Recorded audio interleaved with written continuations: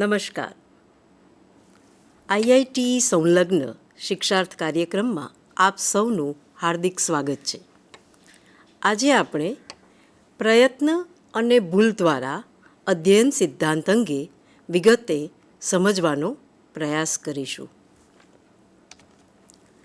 પ્રયત્ન અને ભૂલ દ્વારા અધ્યયન સિદ્ધાંત જે છે તેમાં આપ સૌ જાણો છો કે અધ્યયનના જે કંઈ સિદ્ધાંતો રહેલા છે તેમાં અનેક બાબતો સંકળાયેલી છે, જેમ કે સંરચનાવાદી, અનુભવવાદી, સામાજિક, બૌદ્ધાત્મકવાદી અને વર્તનવાદી.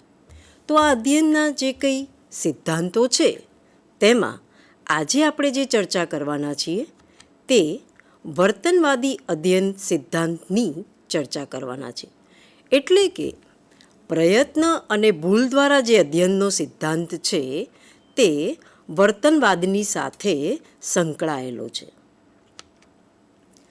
વર્તનવાદી અધ્યયનના જે સિદ્ધાંતો છે તેને એસઆર થિયરીઝ, એટલે કે એસ એટલે સ્ટિમ્યુલસ અને આર એટલે રિસ્પોન્સ, ઉદ્દીપક પ્રતિચાર સિદ્ધાંત, એટલે અધ્યયનના જે સિદ્ધાંત આપણે શીખવા જઈ રહ્યા છીએ તેમાં ઉદ્દીપક પ્રતિચાર સિદ્ધાંત અંગેની વાત કરવામાં આવી છે.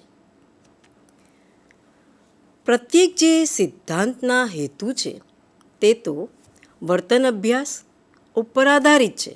શીખવાની પ્રક્રિયા પર અનેક પરિબળોની અસર થાય છે અને એમાં આપણે જે પરિબળ શીખવા જઈ રહ્યા છીએ તે છે કે પ્રયત્ન અને ભૂલ દ્વારા અધ્યયનનો સિદ્ધાંત. તો આ તો વાત થઈ માત્ર પ્રારંભિક બાબતની. એટલે પ્રયત્ન અને ભૂલ દ્વારા જે અધ્યયનનો સિદ્ધાંત છે તે વર્તનવાદી અધ્યયનના સિદ્ધાંત તરીકે ઓળખાય છે અને એને આપણે SR theory, stimulus response theory તરીકે ઓળખીએ છીએ. આ મુદ્દાના સંદર્ભે આપણે 5 બાબતોની ચર્ચા કરવી છે. આ 5 બાબતોમાં સૌથી પહેલાં તો આ સિદ્ધાંત જેમણે આપ્યો છે તેવા થોર્નડાઇક માટે પરિચય કેળવીશું. ત્યારબાદ થોર્નડાઇકે જે સિદ્ધાંત આપ્યો તેને પ્રયત્ન અને ભૂલ દ્વારા અધ્યયનનો સિદ્ધાંત કહે છે. તો પ્રયત્ન અને ભૂલ દ્વારા અધ્યયનનો અર્થ સમજીશું. અર્થ સમજ્યા પછી આ સિદ્ધાંતની સમજૂતી માટે થોર્નડાઇકે એક પ્રયોગ કર્યો છે. એ પ્રયોગ કેવા પ્રકારનો છે, તેની ગોઠવણી કેવી રીતે કરી છે, તેના અવલોકન શું આવ્યા અને થોર્નડાઇક કયા તારણ સુધી પહોંચ્યા.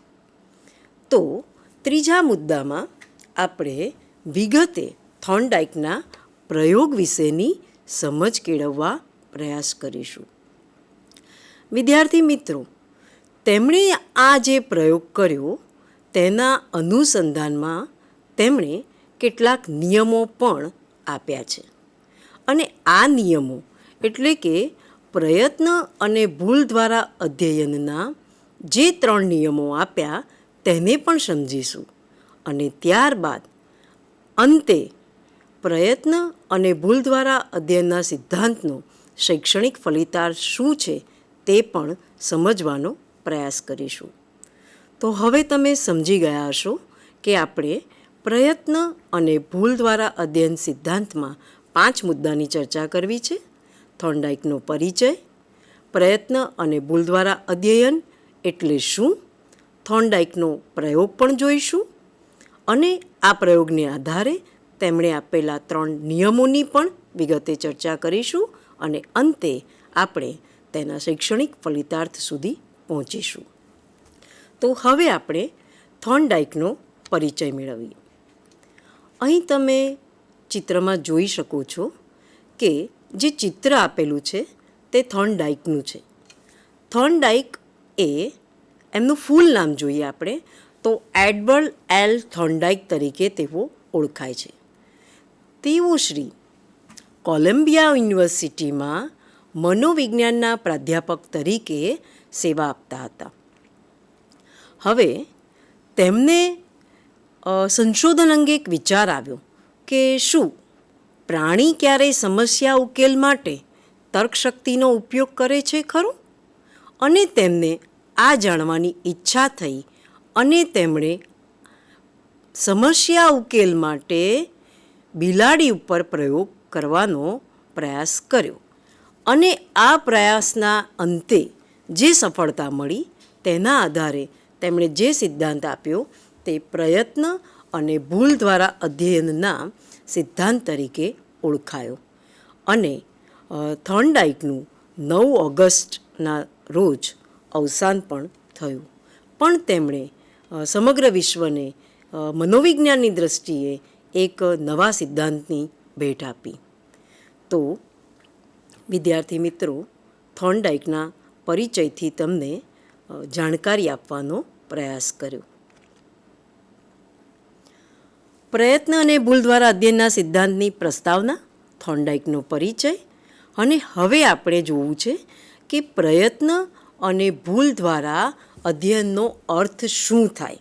કોને કહીશું આપણે કે પ્રયત્ન અને ભૂલ દ્વારા અધ્યયન એટલે શું? તો આપણે સૌ જાણીએ છીએ કે પ્રાણી અથવા મનુષ્ય કોઈને કોઈ સમસ્યામાંથી અવશ્ય રીતે પસાર થાય છે.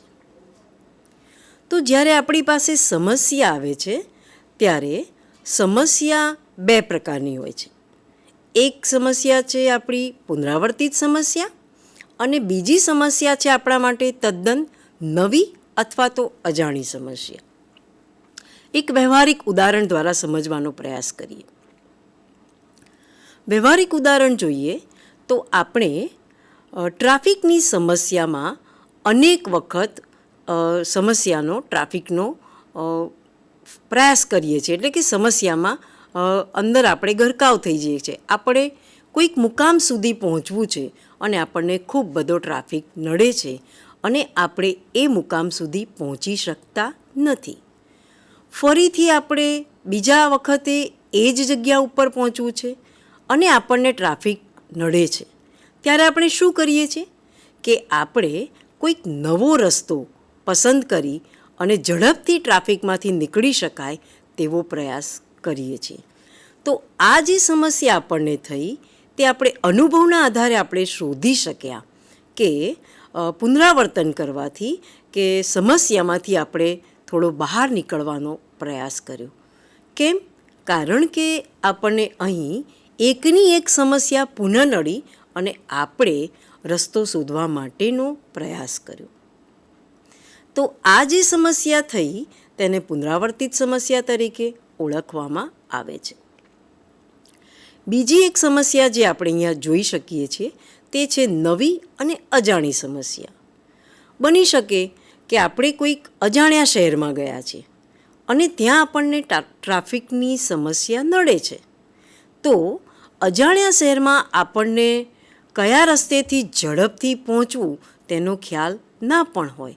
તો આ જે સમસ્યા આપણે અનુભવી રહ્યા છીએ તેને નવી સમસ્યા તરીકે ઓળખીએ છીએ. તો પ્રયત્ન અને ભૂલ દ્વારા આપણે શિક્ષણ મેળવવું છે તો એમાં સમસ્યાની વાત છે સૌથી પહેલાં. અને આ સમસ્યા 2 પ્રકારની આપણે જોઈ કે પુનરાવર્તિત સમસ્યા અને બીજી છે નવી સમસ્યા. તો પ્રયત્ન અને ભૂલ દ્વારા અધ્યયનનો અર્થ જોઈએ તો જે સમસ્યા મળે છે તે નવી અને અજાણી હોય, એટલે કે તદ્દન આપણા માટે નવી છે. તો આ સમસ્યા આપણને નડે ત્યારે આપણે T1 એટલે શું કહીશું કે ટ્રાયલ 1 કરીશું. આપણે એક પ્રયત્ન કરીશું જેને આપણે પ્રથમ પ્રયત્ન તરીકે ઓળખી શકીએ છીએ. આ પ્રથમ પ્રયત્નના આપણે જે કરીએ અને તેમાંથી જો આપણને તરત તાત્કાલિક રીતે ઉકેલ મળી જાય તો આપણે કંઈક સમસ્યામાંથી બહાર નીકળી જઈએ છીએ. પણ આપણે ઘણી વખત પહેલો પ્રયાસ કરીએ અને આપણે બહાર નીકળવાનો માર્ગ શોધીએ ત્યારે આપણને નિષ્ફળતા મળે છે, આપણે ફેલ થઈએ છીએ. પણ આપણે સમસ્યામાંથી બહાર નીકળવું છે તો જ્યારે આપણે નિષ્ફળ થઈએ છીએ ત્યારે આપણે તરત જ બીજો પ્રયાસ કરીએ છીએ જેને T2 એટલે કે ટ્રાયલ 2 બીજા પ્રયત્ન તરીકે ઓળખીએ છીએ. જો બીજા પ્રયત્નમાંથી બહાર નીકળી જઈએ તો આપણને ઉકેલ ચોક્કસપણે મળી જાય છે. અને જો એ પ્રયત્નમાં ફેલ થઈ જઈએ તો પુનઃ પાછા આપણે પ્રયાસો કરતા રહીએ છીએ. એટલે આપણી પાસે જ્યારે કોઈ સમસ્યા આવે છે ત્યારે આપણે એ સમસ્યામાંથી બહાર નીકળવા માટેના પ્રયત્નો કરીએ છીએ. પ્રયત્નમાંથી સફળતા મળી જાય તો આપણને ઉકેલ મળી જાય છે. પણ જરૂરી નથી કે પ્રત્યેક પ્રયત્ન આપણને સફળતા આપે. આપણે એક પ્રયત્નમાંથી સફળ થતા નથી તો બીજો પ્રયાસ કરીએ છીએ, એમાંથી સફળ થતા નથી તો ત્રીજો પ્રયાસ કરીએ છીએ, અને આ રીતે આપણે પુનઃ પ્રયાસ કરતા રહીએ છીએ. તો અહીંયા તમે જોઈ શકો છો કે ટ્રાયલ 1 કરીએ છીએ અને ઉકેલ મળી જાય તો તેને અધ્યયન થયું કહેવાય. ઉકેલ સુધી આપણે પહોંચીએ ત્યારે અધ્યયન થયું છે તેવું આપણે ચોક્કસપણે કહી શકીએ છીએ. તો પ્રયત્ન અને ભૂલ દ્વારા અધ્યયનનો અર્થ શું થાય? તો શિક્ષણની તરામાં પ્રાણી કે માનવી તેની સમક્ષ પડેલી સમસ્યામાંથી બહાર નીકળવાનો માર્ગ તરત શોધી શકતો નથી. પણ જેમ જેમ પ્રયત્ન વધે છે તેમ તેનો ઉકેલ પ્રાપ્ત થાય છે. આપણે આગળ જોયું કે ટ્રાફિકની સમસ્યામાં આપણે જ્યારે ફસાઈ ગયા ત્યારે આપણને થયું કે આપણે આપણા મુકામ સુધી પહોંચવામાં ઘણા મોડા પડ્યા. પણ ફરીથી આપણે એ જ જગ્યા ઉપર જવું છે, ફરીથી આપણને ટ્રાફિક નડે છે અને આપણે મુકામ સુધી પહોંચવું છે, તો આપણે પ્રયાસ દ્વારા જાણી શક્યા, રસ્તો આપણે બદલ્યો અને સમસ્યામાંથી બહાર નીકળી શક્યા. બીજા અર્થમાં કહીએ તો જ્યારે કોઈ ચોક્કસ કાર્ય કરવા માટેની ચોક્કસ દિશા ન હોય અને ત્યારે કાર્ય કરવા માટે કરવામાં આવતા જુદા જુદા પ્રયત્નોમાંથી કોઈ એક જ પ્રયત્નમાં સફળ થવાય છે, તેને પ્રયત્ન અને ભૂલ દ્વારા થતું અધ્યયન કહે છે. તો પ્રયત્ન અને ભૂલ દ્વારા થતું અધ્યયન એટલે ઉદ્દીપક અને પ્રતિચારનું જોડાણ.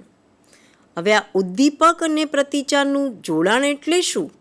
તો ઉદ્દીપક એટલે આપણો પહેલો પ્રયત્ન અને પ્રતિચાર એટલે આપણને મળેલી સફળતા. જેમ જેમ આપણો પ્રયત્ન થતો જાય અને સફળતા મળતી જાય ત્યારે આપણે શીખવા માટેનો પ્રયાસ કરીએ છીએ, એટલે તેને પ્રયત્ન અને ભૂલ દ્વારા થતું અધ્યયન કહેવામાં આવે છે. અને આ રીતે તમે જોઈ શકો છો કે ઉદ્દીપક રૂપે આપણે પ્રયત્ન કરીએ છીએ, પ્રતિચાર રૂપે આપણને ચોક્કસપણે સફળતા મળે છે, અને જ્યારે સફળતા મળે છે ત્યારે આપણે કોઈક નવી બાબત અધ્યયન કરી શકીએ છીએ, એટલે કે શીખી શકીએ છીએ. તો વિદ્યાર્થી મિત્રો, પ્રયત્ન અને ભૂલ દ્વારા સિદ્ધાંતમાં આપણે થોર્નડાઇકનો પરિચય, પ્રયત્ન અને ભૂલ દ્વારા અધ્યયનનો અર્થ પણ સારી રીતે સમજ્યા, અને હવે આપણે એકચ્યુઅલ રીતે થોર્નડાઇકે આ અર્થ અથવા તો આ સિદ્ધાંત કેવી રીતે આપ્યો તેના પ્રયોગ અંગેની જાણકારી મેળવીશું. તો અહીં એક સુંદર મજાનું ચિત્ર આપેલું છે. તો તમે ત્યાં જોઈ શકો છો કે થોર્નડાઇકે પ્રયોગની પરિસ્થિતિ માટે 1898માં એક વિશેષ પેટીની રચના કરી, અને આ પેટી એમણે જાતે બનાવી, અને આ પેટીને સમસ્યા પેટી તરીકે ઓળખવામાં આવે છે. તો આ સમસ્યા પેટીમાં તમે જોઈ શકો છો કે અહીં સમસ્યા પેટીમાં એક બિલાડી આપણે જોઈએ છીએ. સમસ્યા પેટીની રચના થોર્નડાઇકે એવી રીતે કરી છે કે અંદર એક કળ આપેલી છે, અને જો બિલાડી આ કળ દબાવે, અને કળ દબાવે છે એટલે તરત જ દરવાજો ખુલી જાય છે, અને આ દરવાજો ખુલે એટલે બિલાડી બહાર રહેલો ખોરાક મેળવી શકે છે. સમસ્યા પેટીમાંથી બિલાડી જોઈ શકે છે કે આ પેટીની બહાર ખોરાક પડેલો છે. બિલાડીને અહીં ખોરાક સુધી પહોંચવું છે. તો આ ખોરાક સુધી પહોંચવા માટે તે કળ દબાવવાનો પ્રયાસ કરે છે. તો આવી વિશેષ પ્રકારની થોર્નડાઈકે રચના કરી સમસ્યા પેટીની, અને એ અંગે તેમણે જે પ્રયોગ કર્યો તેને આપણે જોવા માટેનો પ્રયાસ કરીશું. થોર્નડાઈકે આ અંગે જે પ્રયોગ કર્યો તે પ્રયોગ આપણે હવે જોઈશું.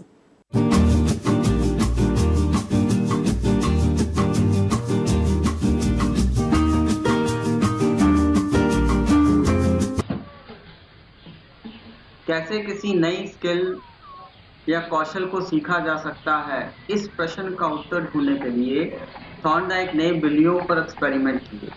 उसने एक पजल बॉक्स या पिंजरा बनाया जो किसी पैडल या लैग्स के साथ खुलता था. बिल्ली बहुत ही चालाक है क्योंकि इसने पिंजरे में से कैसे निकला जा सकता है ये जल्दी पता कर लिया. थॉर्नडाइक को विश्वास नहीं था कि चालाक बिल्ली को उसके व्यवहार के नतीजों के बारे में पता होगा. जैसे इसमें देखा गया कि बिल्ली ने जल्दी से पिंजरा खोला और वो खाने की तरफ बढ़ गई और उसने खाना शुरू कर दिया.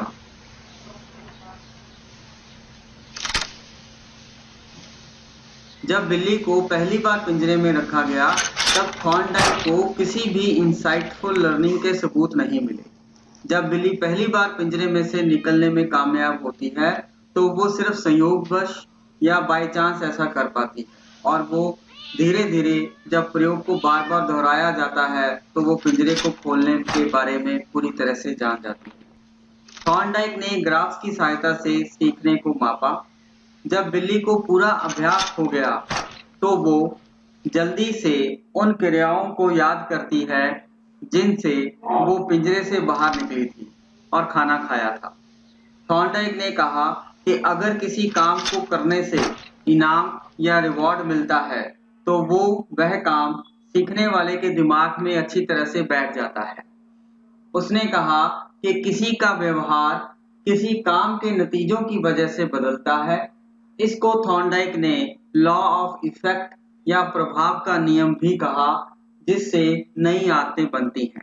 તો આપણે આ પ્રયોગ જોયો, અને આ પ્રયોગમાં જોયું કે એક પેટીમાં બિલાડી હતી અને પેટીની બહાર રહેલો ખોરાક મેળવવા માટે બિલાડી બહાર નીકળવાના પ્રયત્નો કરતી હતી.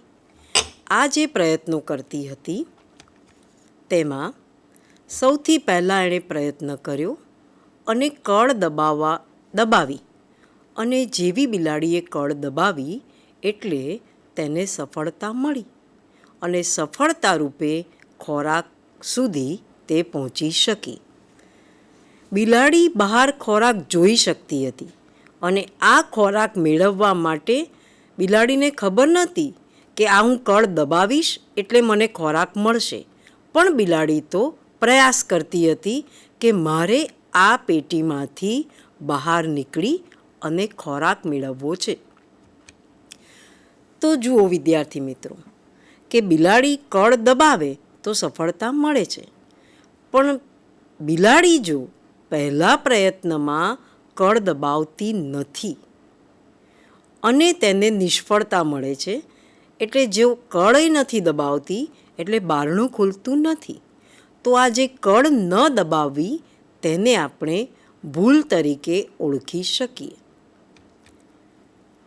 ફરીથી એને ભૂલ થઈ, કળ ન દબાવી, એને નિષ્ફળતા મળી, માટે બિલાડીએ પ્રયત્ન બીજો કર્યો, અને જો બીજા પ્રયત્નમાં કળ દબાવી દે છે અને સફળતા મળે છે તો સફળતા રૂપે બહાર રહેલો ખોરાક સુધી તે પહોંચી શકે છે.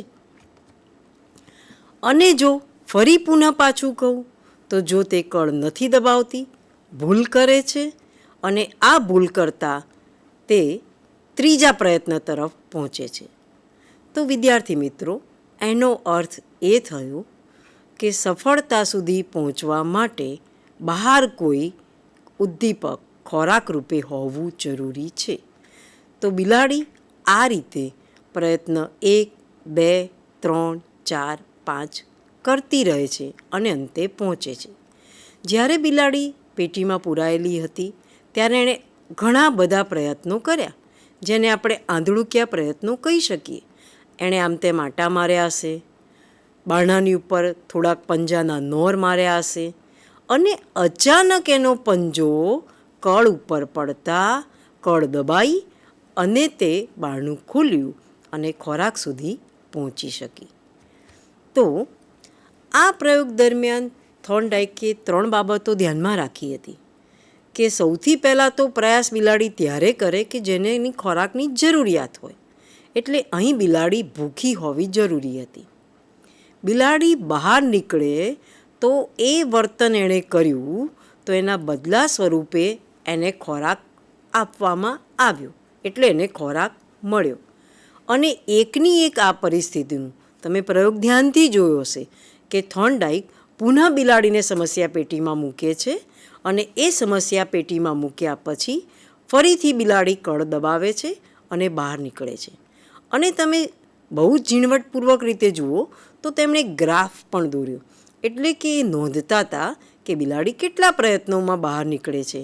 એટલે આ પ્રકારે એમણે એકની એક પરિસ્થિતિનું પુનરાવર્તન કરવાનો પ્રયાસ કર્યો. તો પ્રયોગ દરમિયાન થોર્નડાઇકે જે પ્રયોગ કર્યો અને બિલાડીનું જે વર્તન જોવા મળ્યું તો તેનું અવલોકન જોવું જરૂરી છે. તો અવલોકન રૂપે આપણે એમ કહી શકીએ કે તેમણે પ્રત્યેક વર્તનની નોંધ કરી.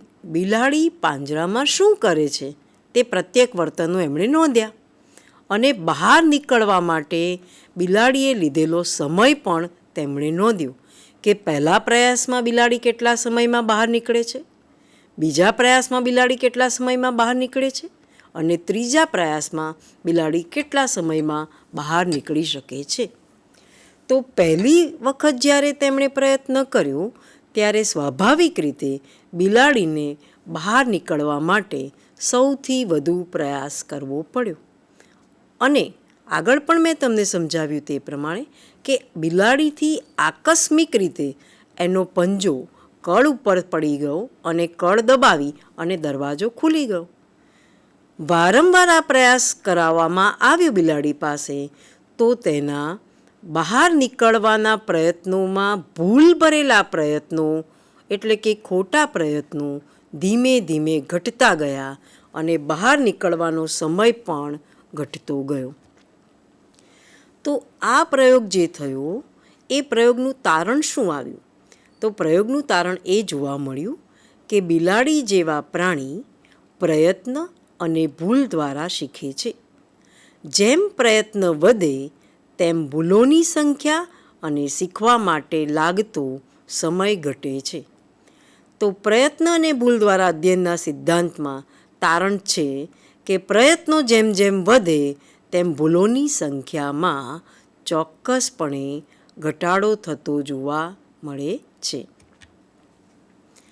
તો આપણે અહીંયા થોર્નડાઇકના પ્રયોગની સમસ્યા પેટી જોઈ, એમનો બિલાડી ઉપર થયેલા પ્રયોગનો એક વિડીયો પણ જોયો, થોર્નડાઇકે કેવી રીતે વર્તનનું અવલોકન કર્યું તેની પણ સમજ કેળવી અને અંતે આપણે પ્રયોગના તારણ સુધી પણ પહોંચ્યા.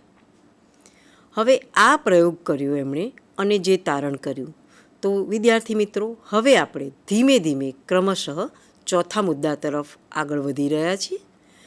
થોર્નડાઇકે જે પ્રયોગ કર્યો તેના સંદર્ભે પ્રયત્ન અને ભૂલ દ્વારા અધ્યયનના સંદર્ભમાં તેમણે 3 નિયમો આપ્યા. તો આ 3 નિયમો કયા? તો સૌથી પહેલો નિયમ એમણે આપ્યો અસરનો નિયમ, જેને આપણે લો ઓફ ઇફેક્ટ તરીકે ઓળખીએ છીએ. બીજો નિયમ આપ્યો જે પુનરાવર્તનનો નિયમ તરીકે ઓળખાયો, જેને આપણે લો ઓફ એક્સરસાઇઝ કહીએ છીએ. અને ત્રીજો નિયમ એટલે કે તત્પરતાનો નિયમ, જેને લો ઓફ રેડીનેસ કહીએ છીએ. તો ખૂબ ચોકસાઈ રાખીશું કે પ્રયત્ન અને ભૂલ દ્વારા અધ્યયનના જે સિદ્ધાંત છે તેના 3 નિયમો છે: અસરનો નિયમ, પુનરાવર્તનનો નિયમ અને તત્પરતાનો નિયમ. તો આપણે નામ તો જાણ્યા, પણ હવે આ નિયમ શું છે તે પણ આ સિદ્ધાંત દ્વારા સમજવાનો પ્રયાસ કરીશું. તો સૌથી પહેલો નિયમ, જેને આપણે કહીએ છીએ અસરનો નિયમ. અસરનો નિયમ શું કહે છે? તો જ્યારે ઉદ્દીપક અને પ્રતિચાર વચ્ચે જોડાણ થાય ત્યારે કે ત્યાર પછી સંતોષજનક અનુભૂતિ જોડાણને મજબૂત બનાવે છે અને અસંતોષજનક અનુભૂતિ જોડાણને નબળું બનાવે છે. તો ઉદ્દીપક અને પ્રતિચાર વચ્ચે જોડાણ મજબૂત થાય એ ક્યારે મજબૂત થાય છે? કે એ જોડાણ પછી આપણને સંતોષ મળવાનો હોય તો જોડાણ મજબૂત બને છે, અને જો સંતોષ ન મળવાનો હોય તો તે જોડાણ એ નબળું બને છે. એનો અર્થ એ થયો કે આપણે જે કોઈ કાર્ય કરીએ છીએ અને એમાં આપણને સફળતા મળે છે, તો સફળતા મળતા આપણને સુખ અને આનંદની પ્રાપ્તિ થાય છે, અને આ જોડાણ આપણું વધારે મજબૂત બને છે.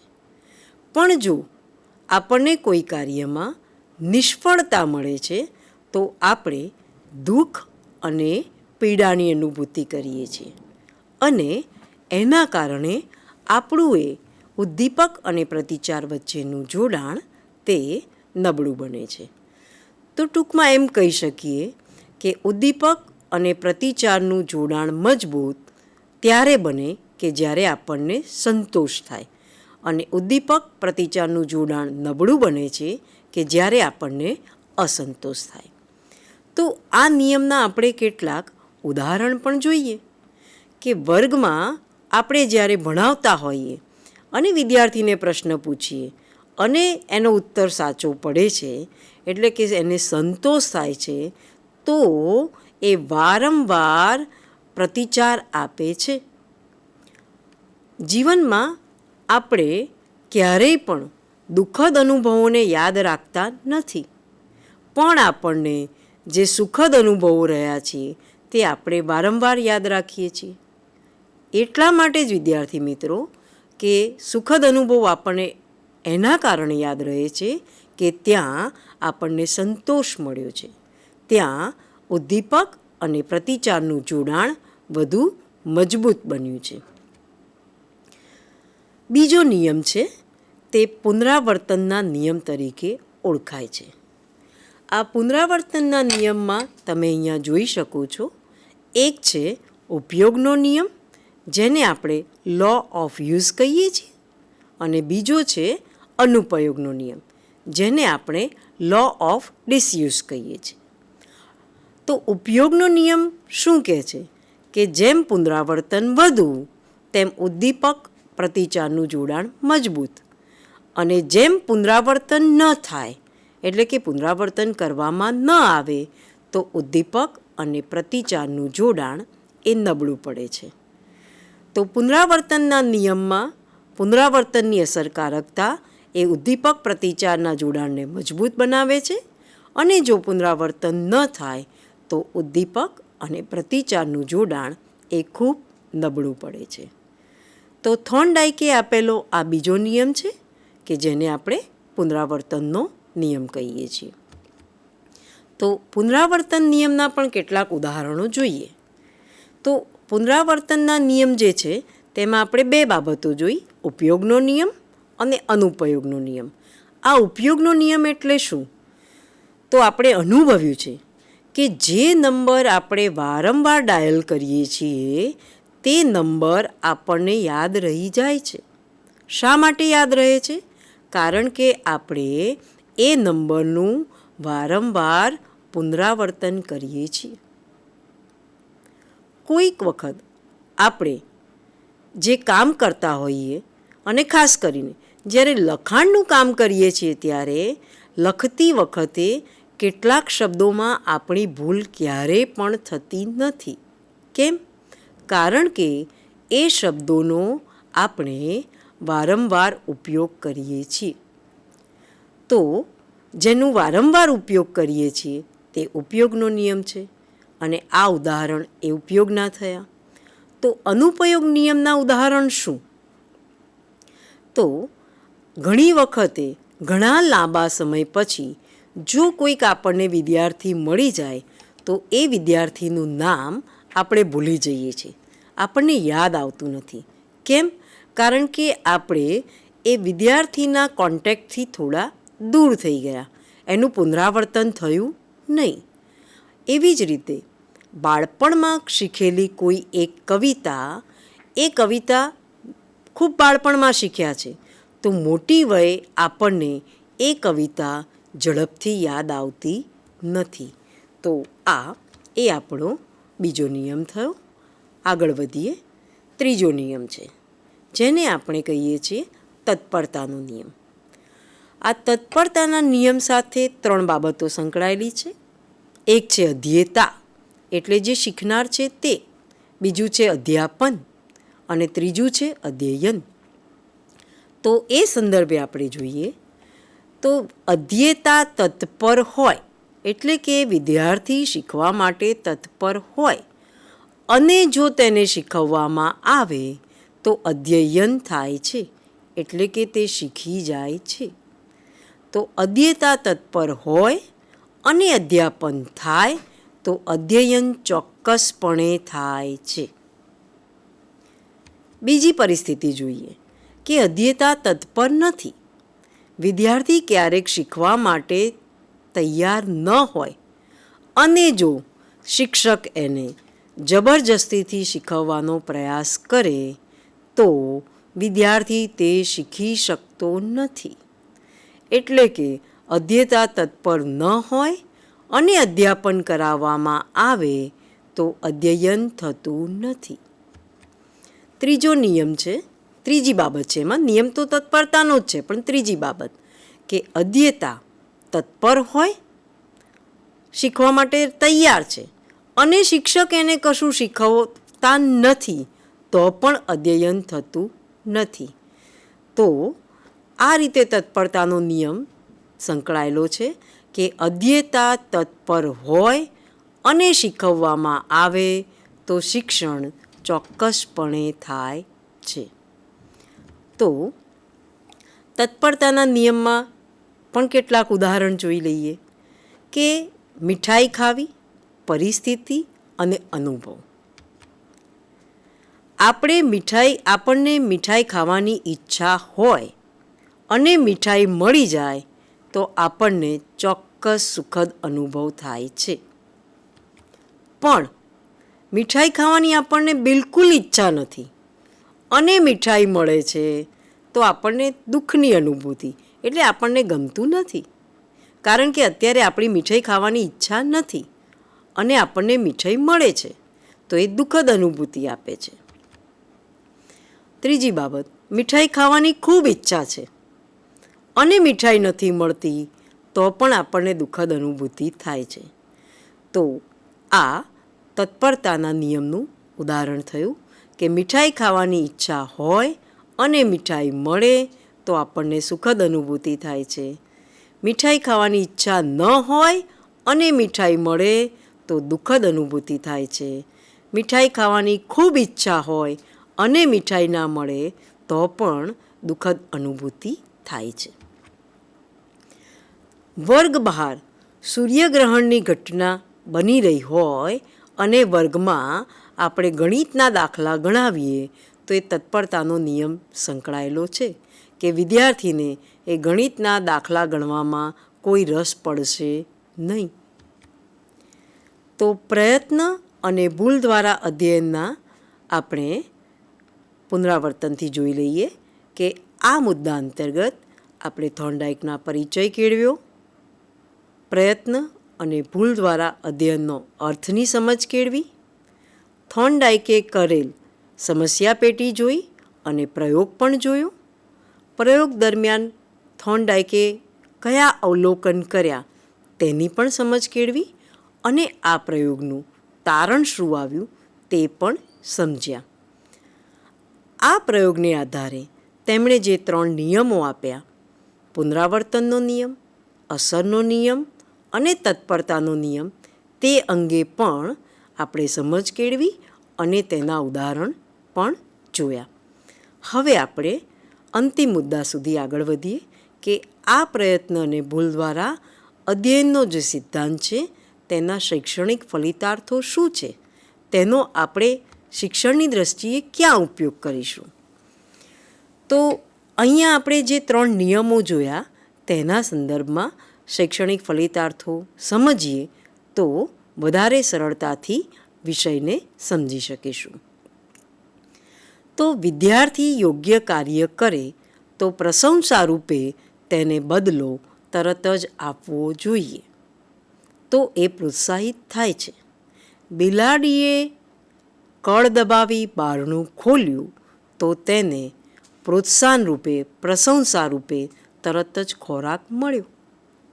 તો વર્ગમાં પણ વિદ્યાર્થી કોઈ યોગ્ય કાર્ય કરે તો એને પ્રશંસા રૂપે આપણે કોઈ નાનો એવો શાબ્દિક પુરસ્કાર કે પુરસ્કાર આપી શકીએ છીએ, જેનાથી તેને તે વર્તન કરવામાં વધારો થાય છે.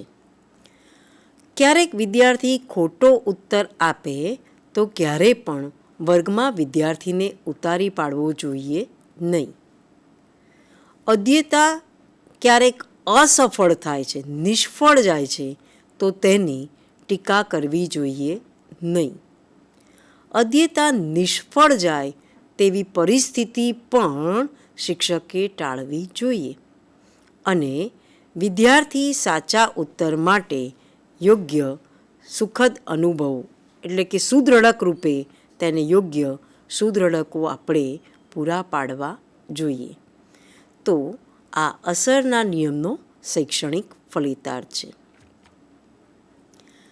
બીજો શૈક્ષણિક ફલિતાર્થ જે આપણે બીજો નિયમ શીખ્યા કે જેમ પુનરાવર્તન વધુ તેમ ઉદ્દીપક પ્રતિચારનું જોડાણ મજબૂત બને છે. તો આ નિયમનો શૈક્ષણિક ફલિતાર્થ શું? તો શીખવેલી બાબતનું વારંવાર શિક્ષકે પુનરાવર્તન કરાવવું જોઈએ. શીખવેલ વિષય વસ્તુ માટે વિદ્યાર્થીને હંમેશા સ્વાધ્યાય આપવા જોઈએ, જેના કારણે વિદ્યાર્થી શું શીખ્યું અને સ્વાધ્યાય એ પણ પુનરાવર્તનની સાથે સંકળાયેલી બાબત છે. સ્વાધ્યાય દ્વારા શીખેલી વિષય વસ્તુનું વિદ્યાર્થી યોગ્ય રીતે પુનરાવર્તન કરી શકે છે. વર્ગમાં જે પાયાના ખ્યાલો છે તેવા ઘડિયા, દાખલા, શબ્દોની જોડણી, નિયમો, સૂત્રો વગેરેના દ્રઢીકરણની તક પૂરી પાડવી જોઈએ. શિક્ષણ રસપ્રદ અને અસરકારક બને તે માટે વિદ્યાર્થીને યોગ્ય ઉદાહરણ પણ પૂરા પાડવા જોઈએ. તો આ આપણે પુનરાવર્તનના નિયમના શૈક્ષણિક ફલિતાર્થ સુધી પહોંચ્યા. અને ત્રીજો આપણો શૈક્ષણિક ફલિતાર્થ જેમાં આપણે તત્પરતાનો નિયમ શીખ્યા કે અધ્યયતા તત્પર હોય અને અધ્યયન કરાવવામાં આવે તો અધ્યયન થાય છે. તો આ તત્પરતાના નિયમનો શૈક્ષણિક ફલિતાર્થ શું છે? તો વિદ્યાર્થી સ્વપ્રયત્ન ઉકેલ લાવે તેવું વાતાવરણ ઊભું કરવું જોઈએ. વર્ગમાં જ્યારે પણ શીખવાનું શરૂ કરાવવાનું હોય તે પહેલાં વિષયાભિમુખ કૌશલ્ય દ્વારા વિદ્યાર્થીને શીખવા માટે તત્પર બનાવવા જોઈએ. વિષય પ્રત્યે જેનાથી વિદ્યાર્થીમાં રસ જાગૃત થાય છે. અને જો રસ જાગૃત થાય અને વિદ્યાર્થી તત્પર બને છે તો અધ્યયન અસરકારક થાય છે. અમુક બાબતમાં તત્પરતા આવે પછી જ શીખવવું જોઈએ. એટલે વિદ્યાર્થી તત્પર બને પછી જ શિક્ષકે શીખવવાનું કાર્ય આરંભ કરવો જોઈએ. માધ્યમિક શાળામાં જાતીય શિક્ષણ આપવું જરૂરી છે, કારણ કે એ વખતે તેને એ બાબતની આવશ્યકતા હોય છે, એ જાણવા માટે તે પોતે તત્પર હોય છે. વાર્ષિક આયોજનમાં જ્યારે શિક્ષક પોતે આયોજન તૈયાર કરતા હોય ત્યારે આ બાબતને ખાસ ધ્યાન રાખવી જોઈએ કે વર્ષા ઋતુમાં વૈશાખનો બપોર કાવ્ય શીખવવાનું ન આવે તેનું ધ્યાન રાખવું જોઈએ. એટલે આયોજન કરતા હોઈએ ત્યારે પણ આ તત્પરતાનો નિયમ ઉપયોગી થાય છે અને વિદ્યાર્થી શીખવા માટે તત્પર ન હોય ત્યાં સુધી તેને શીખવવું જોઈએ નહીં. તો આ રીતે આપણે પ્રયત્ન અને ભૂલ દ્વારા અધ્યયન સિદ્ધાંતના શૈક્ષણિક ફલિતાર્થો સમજવાનો વિગતે પ્રયાસ કર્યો. તો વિદ્યાર્થી મિત્રો, આપણે જોઈ શકીએ છીએ અને સમજી શકીએ છીએ કે આપણે આ મુદ્દાના અન્વયે થોર્નડાઇકનો પરિચય કેળવ્યો, પ્રયત્ન અને ભૂલ દ્વારા અધ્યયનના અર્થની પણ સમજ કેળવી, થોર્નડાઇકે કરેલ પ્રયોગ પણ ખૂબ સારી રીતે જોયો અને તેમણે કયા અવલોકન નોંધ્યા, કયા વર્તનની નોંધ કરી તેની પણ સમજ કેળવી. આ સિદ્ધાંત સાથે સંકળાયેલા 3 નિયમો પણ સમજવાનો પ્રયાસ કર્યો અને આ નિયમનો જે ઉપયોગ આપણે કેવી રીતે શિક્ષણમાં કરી શકીએ તેના શૈક્ષણિક ફલિતાર્થ સુધી પણ આપણે પહોંચ્યા છીએ. ધન્યવાદ.